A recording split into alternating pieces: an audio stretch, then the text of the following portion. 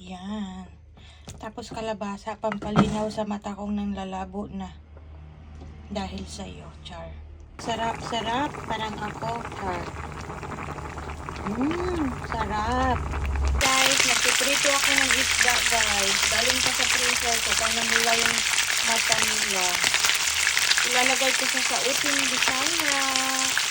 Ito ng ating pritong isda, guys. Tanggalin na natin to at magluto na tayo ng utang. Nag-crave ako ng uting bisaya, guys. Ito, nagprito ako ng isda. Tapos meron akong talong, okra, kalabasa, zucchini. Tapos green beans. Tapos red paprika, yellow and green. Tapos spinach.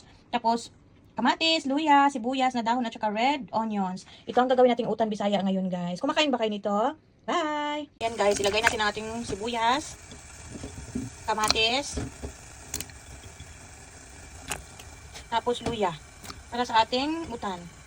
Lang natin kumulo yan. Pag kumulo na, ilagay natin yung isdang prito. Maglagay tayo ng asin, guys. Tapos maglagay tayo ng chicken stock powder, guys. Pampasarap. Tapos ilagay na natin yung isda. Hinimay ko pala siya, guys, kasi matinik, di ba? Tapos ilagay na natin yung gulay. Madaling maluto lang kasi yung gulay, guys, kasi yung hindi processed dito yung zucchini at saka talong lang. Wala tayong patola, zucchini ang ilagay natin. Ayan, zucchini yan, guys. Tapos ilagay natin yung talong. Sobrang daming gulay, guys. Mahilig kasi ako sa gulay, guys. Kayo ba? Mahilig din ba kayo sa gulay? Ako mahilig, mas gusto ko yung gulay kaysa karne talaga. Kasi nakakaumay na yung karne. Pag kumain naman kami ng karne, puro lang karne. Diba? Ayan, hintayin lang natin maluto yan. Lagay na natin ang okra, guys. Frozen okra. Madaling maluto. Alam niyo ba, guys, kahit frozen ang mga okra ay mga gulay dito sa Japan. Sunod naman natin yung kalabasa. Luto na yan sila, guys. Naka-half cook na yan. Same pa rin ang lasa, guys, kahit frozen. Tapos dahil wala tayong sitaw, frozen green beans naman ang lagay natin. O, diba? Gulay overload. Tapos lagyan natin ng red paprika, yellow, and green. Pampabango.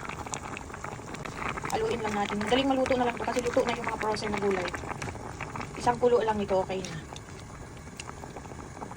Tapos, pag kumulo na to sila, lagyan natin ng spinach. Gulay overload, guys. Sa mga kumakain ng gulay, kaway-kaway dyan. Ako kasi talagang gulay lovers ako, guys. Kasi healthy na. Hindi pa siya nakakaumay. Pag karni kasi naumay ako. Sarap nito, guys. Kapakin ko lang to, guys. Hindi na magra-rice. Tapos ngayon, lagay natin ng spinach, guys. Frozen din yung spinach. Ayan. Wala kasi tayong malunggay. Sana may malunggay na tayo. Sarap. Parang ako, char. Sarap. Asin at saka chicken stock powder lang yung pinaglalagay ko dito, guys, pampalasa. Hindi ako naglalagay ng mga magic sarap. Hindi ako bumibili noon kasi hindi maganda sa katawan yun. Guys, luto na siya. Lagyan natin ang spring onions para mas lalong babango ang ating utin bisaya. Oh, sarap. Tara, kain tayo. Alami na lang yun, ani, basta taga-bukid. Sanay kumain ng ganito. Kapag hindi ka lumaki sa bukid, puro talaga karne ang gusto mong kainin. Eh ako, lumaki ako hanggang 15 years old doon sa Leyte. Tapos nagpunta Manila. Tapos pagka 18, nasa Japan na hanggang ngayon. Pero, sanay pa rin ako kumain ng gulay. Tara, bye! Kain na tayo, guys. Sana may ginamos pala, no? Sarap yun pag may ginamos.